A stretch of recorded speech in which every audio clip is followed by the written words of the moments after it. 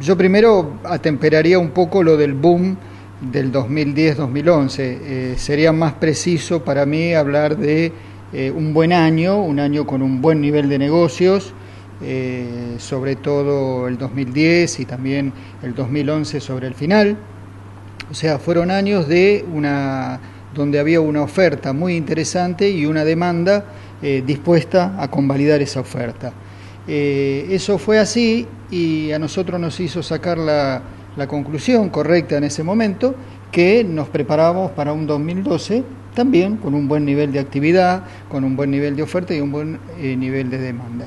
Lamentablemente, en el 2012 tuvimos el tema de las restricciones cambiarias, que bueno, es conocido el impacto negativo que tuvo todo eso sobre el mercado inmobiliario.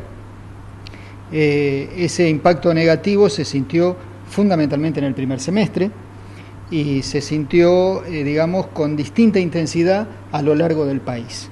Hubo lugares como la capital federal, que estuvo y está muy afectada en su funcionamiento, y otros lugares que pudieron, digamos, sortear felizmente esa situación.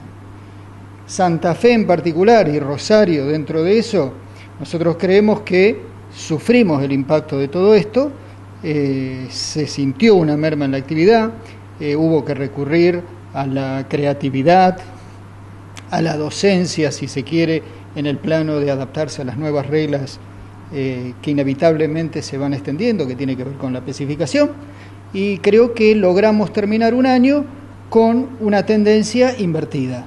O sea, arrancamos mal, llegamos a una mitad de año complicado y terminamos un 2012 digamos, con otra tendencia, y eso nos hace ser moderadamente optimistas para el año que viene. Se va a repuntar un poco y la gente se va a empezar a acostumbrar a esta metodología de especificación y va a levantar un poco los niveles de operaciones concretas.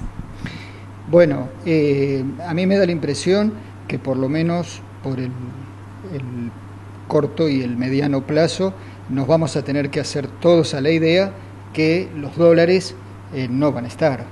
Por lo tanto, lo que ya está bastante generalizado a nivel de lo que es nuevo, o sea, todo lo cuando se dice comúnmente el fideicomiso, desde el POS, o sea, en la construcción, que ya era una práctica bastante general la utilización de los pesos, no va a tener más alternativa que tirarse también al conjunto de los otros rubros, porque los dólares no están ni van a estar. O sea, hay una política oficial que tiene un rumbo determinado, que tiene determinada necesidad de dólares, y eso va a hacer que no haya posibilidad de atesorar y con esos dólares salir al mercado inmobiliario. Recién hablábamos de una forma muy general sobre los elevados precios que tienen a lo mejor los alquileres de un dormitorio o monoambiente, a razón de lo que se podría llegar a pensar en un 2 dormitorio. ¿Qué opinión tiene sobre esto? ¿Van a empezar a escuchar a los clientes?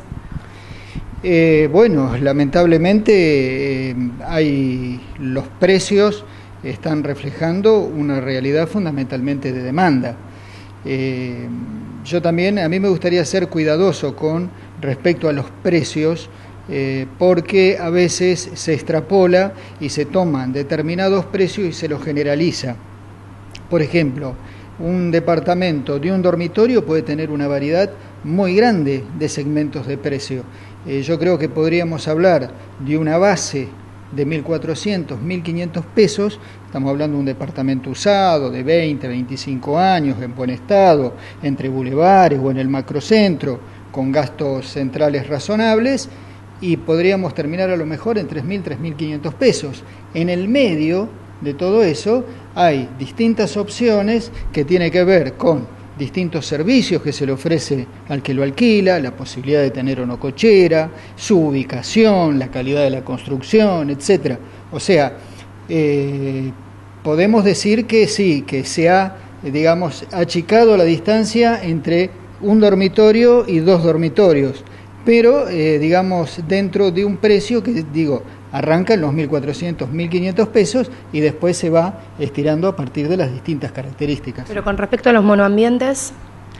Y los monoambientes en general tienden a estar en un precio más alto porque la mayor oferta que hay en el mercado son nuevos.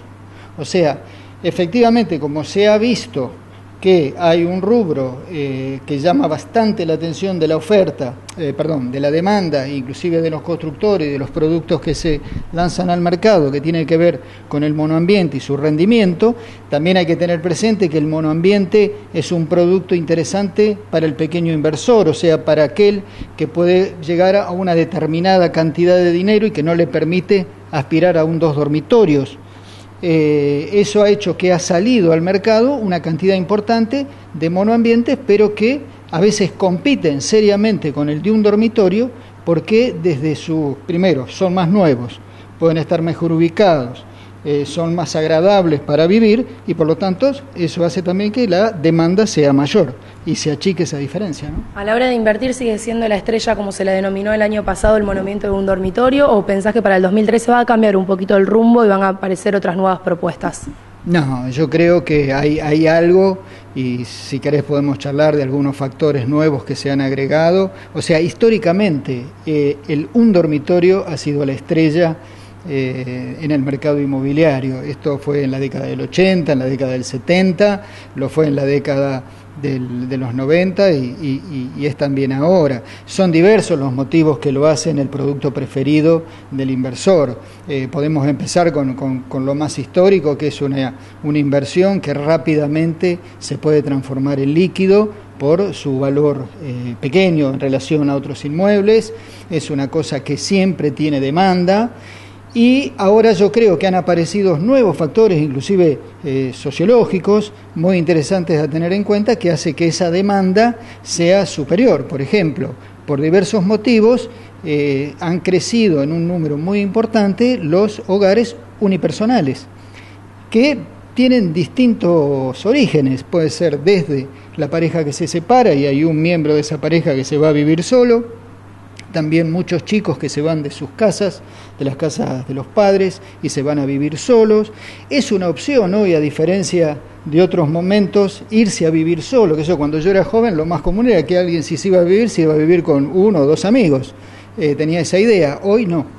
Entonces, por una serie de motivos, también se ha fortalecido la demanda de ese tipo de producto, del un dormitorio, que arrastra también, en mi opinión, al monoambiente por esas mismas características, porque aquel dice, bueno, voy a vivir solo, voy a vivir en un monoambiente, más que en un dormitorio, por ahí tiene más temas para el mantenimiento, para limpiarlo, ¿no? Todo lo que le lleva por ahí a lo mejor a un muchacho, y hace que siga teniendo una demanda muy importante. Este año es un año para la Cámara nuestra, para la Corporación de Empresas Inmobiliarias, es profundizar lo que venimos haciendo, sobre todo en los 2 últimos años, el tema de la capacitación. Estamos muy metidos con eso. Nosotros el año pasado inauguramos una nueva modalidad que fueron los talleres interactivos para distintos tipos de temáticas muy particulares, como la administración de alquileres, por ejemplo, el tema de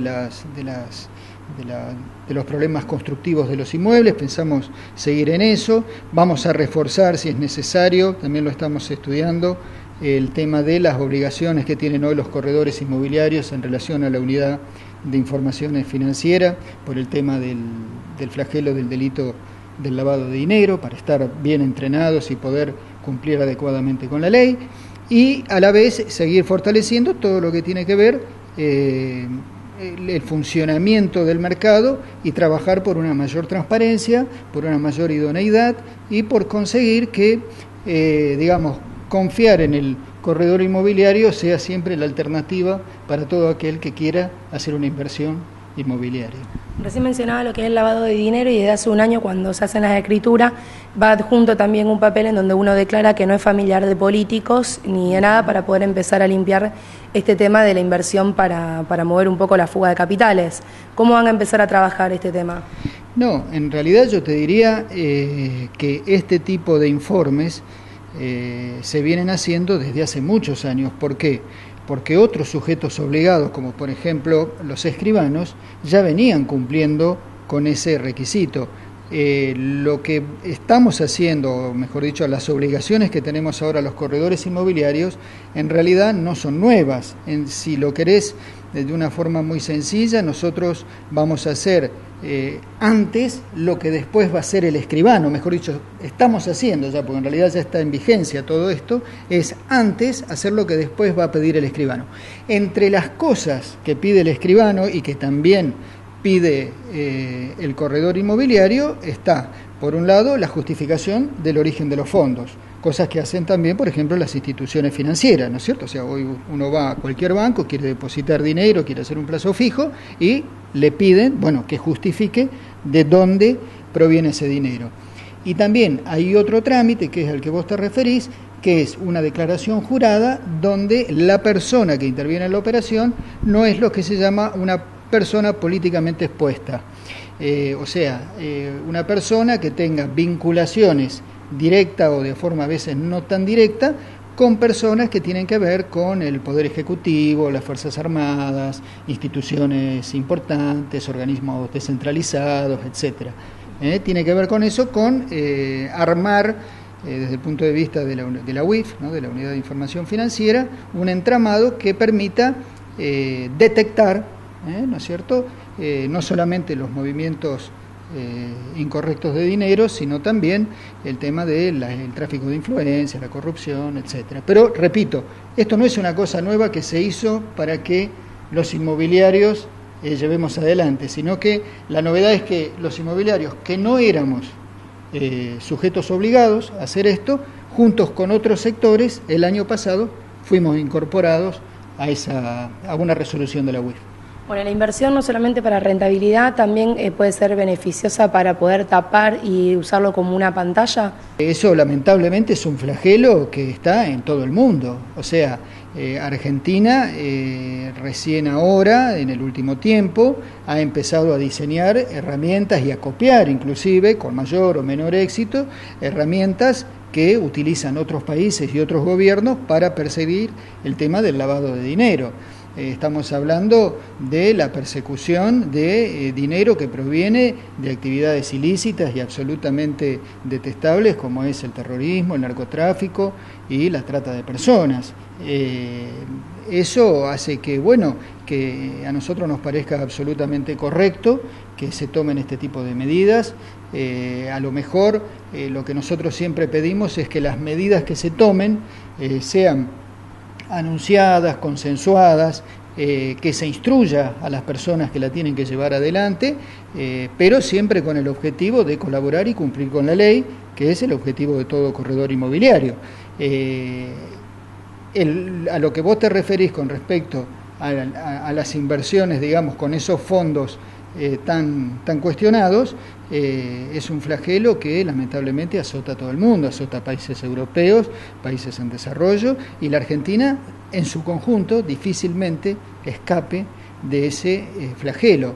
En ese sentido hay que saludar que se tomen este tipo de medidas que hagan que efectivamente se pueda con anterioridad a la concreción de esa operación, detectar o transmitir la información necesaria para que intervengan los organismos correspondientes, ¿no es cierto? El primer paso nuestro, que es ahora en febrero, que retomamos la actividad ya de conjunto, vamos a arrancar justamente con el tema de la capacitación y a la vez estamos trabajando en un convenio que, bueno, todavía no lo puedo anunciar porque se está terminando de cerrar, un convenio con una universidad muy importante de la zona para trabajar mancomunadamente y desde los asociados de SEIR proveer los servicios inmobiliarios tanto al plantel docente como a los estudiantes, sobre todo con la intención de facilitarle a los muchos estudiantes que vienen del interior de la provincia, inclusive de otras provincias,